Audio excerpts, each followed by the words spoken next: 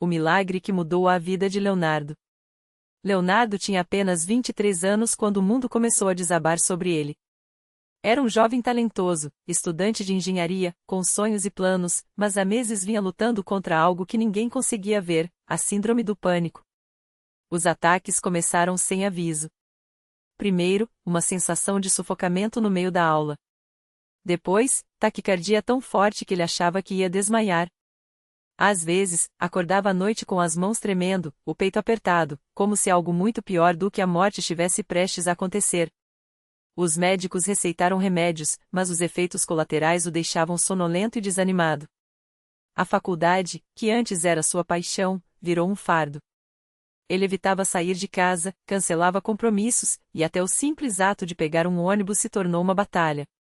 Sua mãe, Dona Maria, uma mulher de fé simples, via o filho se consumindo e não sabia mais o que fazer. Até que um dia, enquanto Leonardo se debatia em mais uma crise no quarto, ela entrou com um folheto na mão. Filho, a irmã Rosa me deu isso hoje. É da Congregação Cristã no Brasil. Ela disse que lá eles oram com fé, e Deus ouve. Leonardo olhou o papel com ceticismo. Nunca tinha ido a uma igreja assim, só conhecia as grandes catedral, com música alta e pregadores carismáticos. Mas a dor era tanta que, naquela noite, ele não teve forças para recusar. Tá bom, mãe. Vamos ver. No domingo seguinte, Leonardo entrou pela primeira vez em um salão da Congregação Cristã no Brasil. Não havia instrumentos musicais, nem telões, nem palmas. Só irmãos e irmãs vestidos com simplicidade, homens de camisa social e gravata, mulheres com saias longas e cabelos presos. O ancião, um homem de voz serena e olhar compassivo, dirigia o culto com uma Bíblia na mão. Os hinos eram cantados a capela, vozes unidas em harmonia, como se cada nota fosse uma oração. Leonardo se sentou no fundo, nervoso. Mas algo naquele lugar o acalmou. Não eram palavras bonitas ou promessas de prosperidade. Era sinceridade. Era o silêncio respeitoso entre as orações, como se cada pessoa ali estivesse realmente falando com Deus. Quando chegou a hora dos testemunhos, uma irmã se levantou e contou como havia sido curada de uma doença depois do batismo. Outro irmão falou da paz que encontrou após anos de angústia. Leonardo sentiu uma pontada no peito. Será que Deus também pode me ouvir? Depois do culto, o ancião se aproximou. Você é novo aqui, filho? Sim, Senhor. É a primeira vez. Deus te trouxe até nós por um motivo. Se precisar de oração, estamos aqui. Leonardo engoliu em seco. Eu tenho um problema. Medo, ansiedade. Não consigo mais viver direito. O ancião colocou a mão em seu ombro. Deus é maior que qualquer medo. Venha nas reuniões, ore conosco. E quando estiver pronto, batize-se. As águas do batismo têm poder. Leonardo começou a frequentar as reuniões. Não foi fácil. Alguns dias, a ansiedade era tão forte que ele chegava a tremer no banco. Mas os irmãos não o julgaram. Uma irmã mais velha, Dona Clara, sentava ao seu lado e segurava sua mão enquanto ele respirava fundo. Outro irmão, seu João, um homem simples que trabalhava como pedreiro, lhe disse: Eu também já tive medo, moço. Mas Deus não nos deixa sozinhos. Você vai ver. Aos poucos, Leonardo começou a orar. Não com palavras bonitas, mas com o coração partido. Senhor, eu não aguento mais. Se o Senhor existe, me ajuda. Uma noite, depois de uma reunião de oração, o ancião o chamou. Filho, você já pensou no batismo? Leonardo hesitou. Tenho medo. Medo de afundar, medo de não ser digno. O batismo não é sobre você ser digno. É sobre você confiar em Deus. As águas lavam o que está por dentro também. Ele pensou nos ataques, nas noites sem dormir, na sensação de que estava se afogando em vida. Talvez fosse hora de se entregar de verdade. Eu quero, sim. O dia do batismo chegou.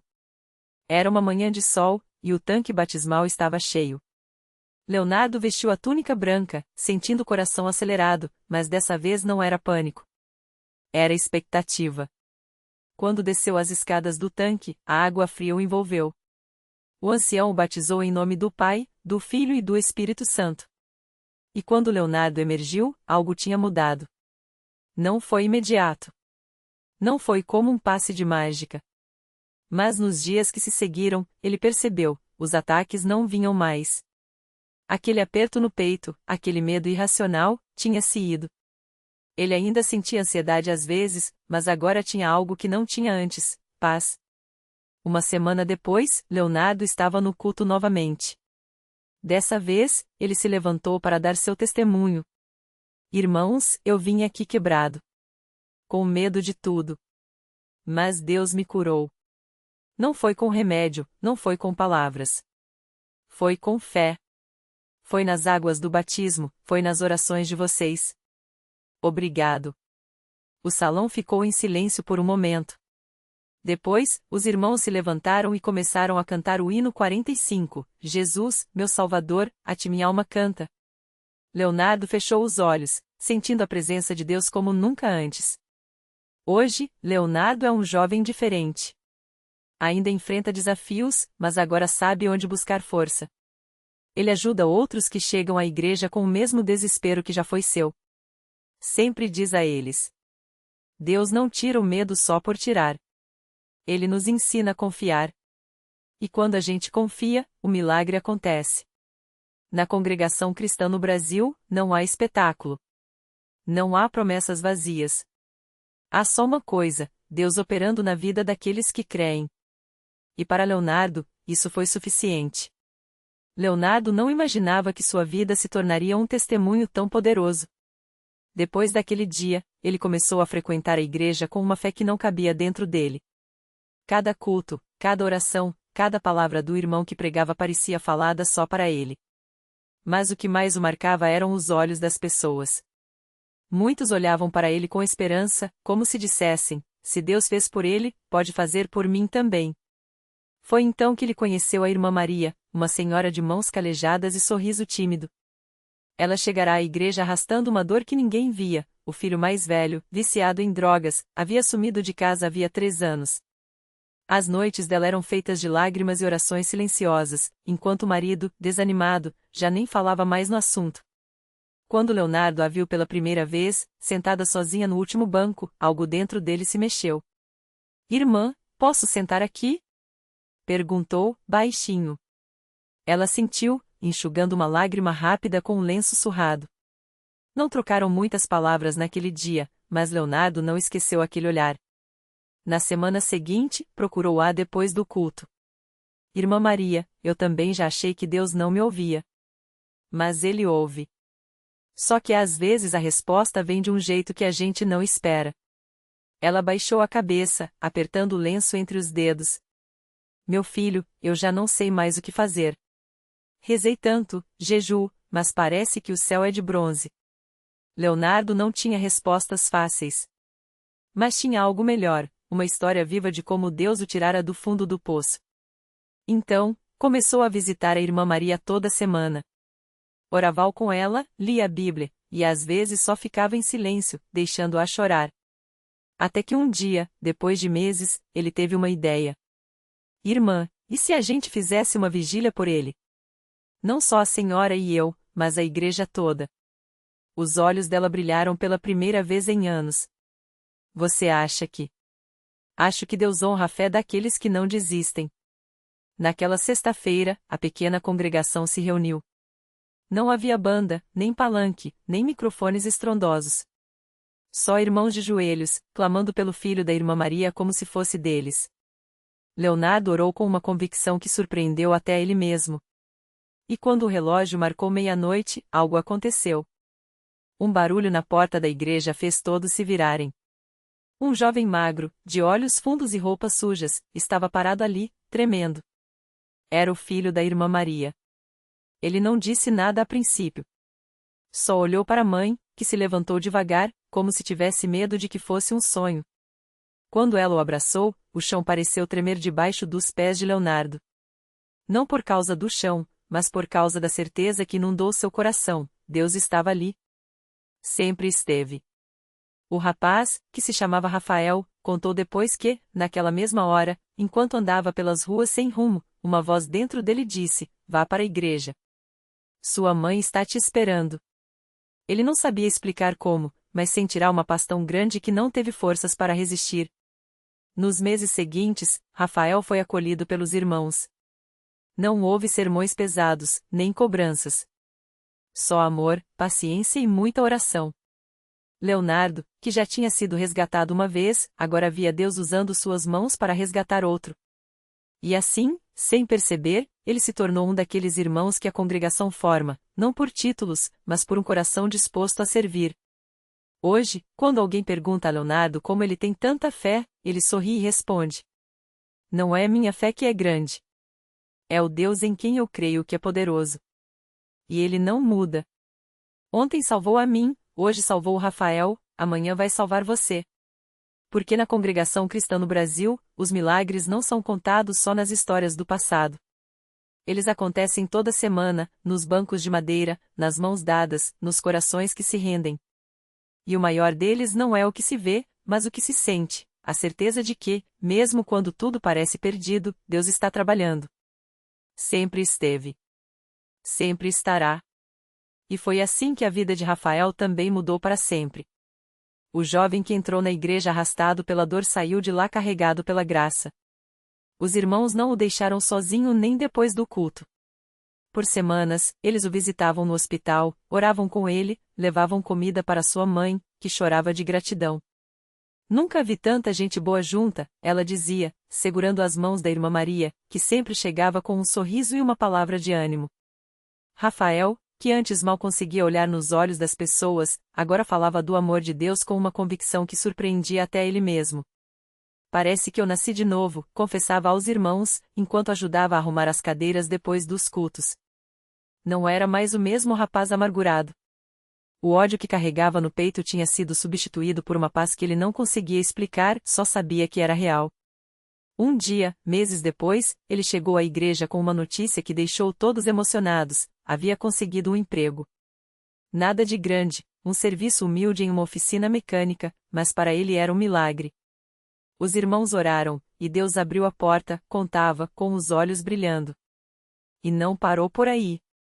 Pouco tempo depois, sua mãe também aceitou Jesus como seu Salvador, batizada nas mesmas águas que lavaram as feridas do filho.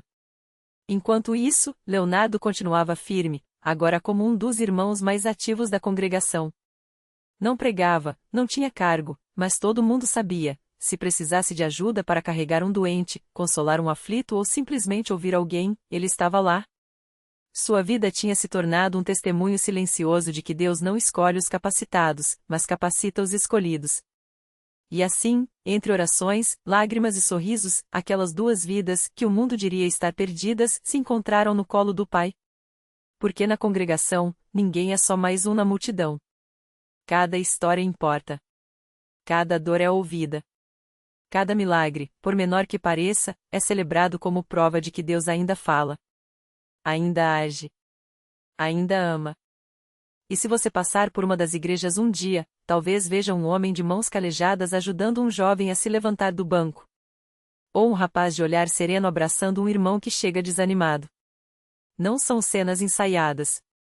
São vidas transformadas.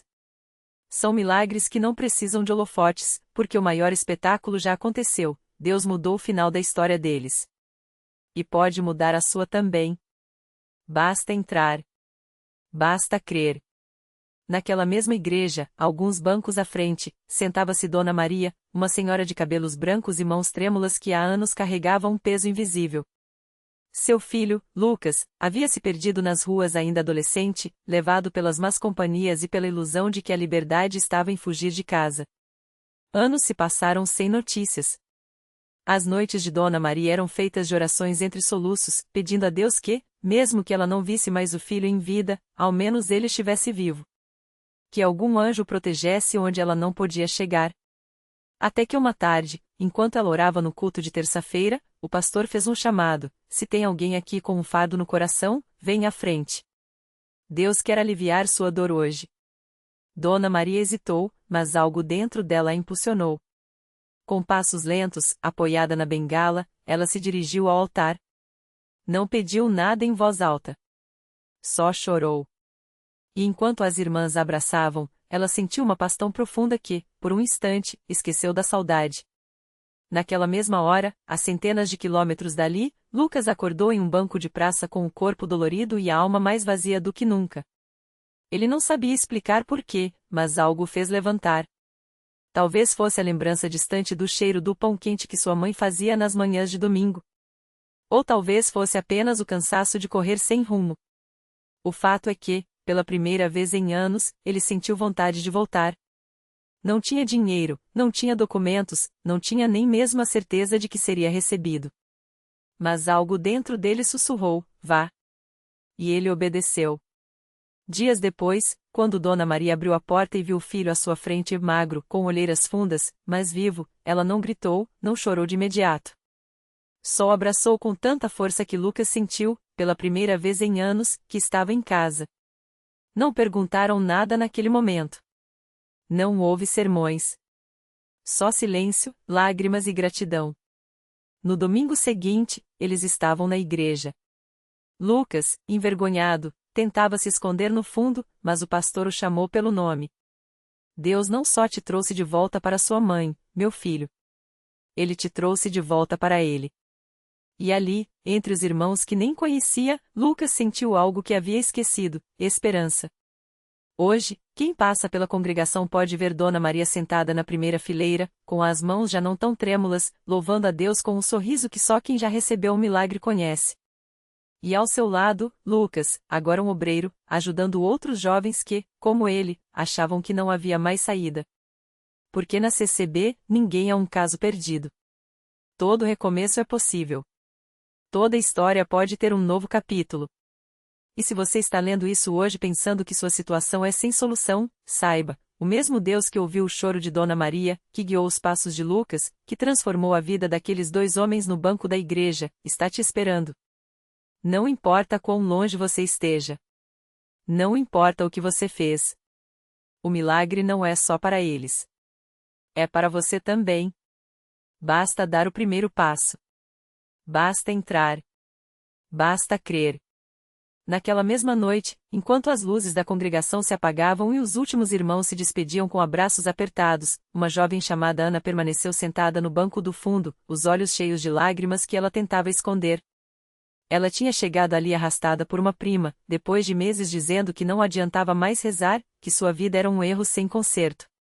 Mas algo naqueles testemunhos a havia atingido em cheio. Ana era mãe solteira de 2 filhos pequenos, vivia em um quarto alugado nos fundos de uma casa, trabalhando como diarista para sustentar as crianças. O pai dos meninos tinha sumido há anos, e a vergonha de pedir ajuda havia isolado de todos. Naquela semana, o aluguel estava atrasado, a geladeira vazia, e o desespero tinha se transformado em uma dor surda no peito, como se o coração estivesse se fechando devagar. Enquanto os últimos irmãos saíam, ela ouviu passos se aproximando. Era a irmã Clara, uma obreira de cabelo branco e mãos sempre ocupadas em servir. Sem dizer nada, a irmã sentou ao seu lado e colocou uma mão sobre a dela, ainda gelada de tanto segurar as sacolas do mercado vazio. Minha filha, você não veio aqui por acaso, disse ela, com uma voz tão calma que parecia acalmar até o ar ao redor. Deus te trouxe. E ele não traz ninguém para deixar na mesma. Ana tentou engolir o choro, mas as palavras saíram entre soluços. Mas eu não tenho mais força, irmã. Não sei nem como vou dar comida para meus filhos amanhã. A irmã Clara não ofereceu palavras vazias. Não disse que tudo ia ficar bem como se fosse mágica. Em vez disso, olhou nos olhos dela e falou com uma certeza que só quem já viu milagres tem. Então hoje você vai levar eles para casa. Amanhã, você volta aqui às 6 da manhã. A igreja abre as portas para quem precisa. E Deus já está preparando o seu milagre. Ana não entendeu como, mas algo naqueles olhos firmes a fez assentir. Ela chegou em casa naquela noite com o coração ainda pesado, mas com uma faísca de esperança que não existia antes. Os filhos, sem entender, abraçaram suas pernas enquanto ela aquecia o pouco de arroz que sobrara do almoço. No dia seguinte, às 5:30, ela já estava na porta da congregação, com as crianças ainda sonolentas no colo. Não sabia o que esperar, mas quando as portas se abriram, ela foi recebida pelo irmão Paulo, o mesmo que anos antes tinha estendido a mão para Lucas. Você é a Ana? Perguntou ele, como se já a conhecesse há anos. Vamos, entre.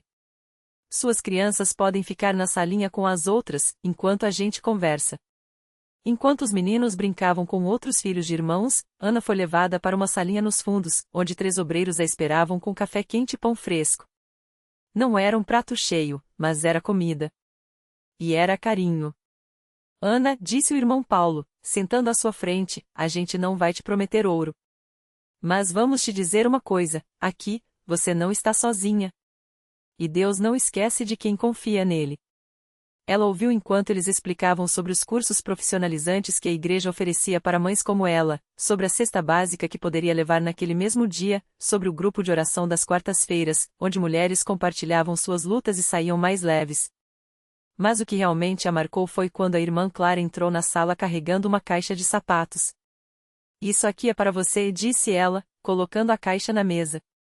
Dentro, havia um par de sapatilhas quase novas, um vestido simples mas bonito, e um bilhete, para quando você for à sua primeira entrevista de emprego. Deus já abençoou. Ana não conseguiu segurar as lágrimas dessa vez. Não era só a roupa. Era o fato de que, pela primeira vez em anos, alguém tinha olhado para ela e visto potencial. Não uma coitada. Não um caso perdido. Uma mulher capaz. 3 meses depois, Ana estava de volta àquela mesma igreja, mas agora não no banco do fundo, e sim na frente, dando seu testemunho.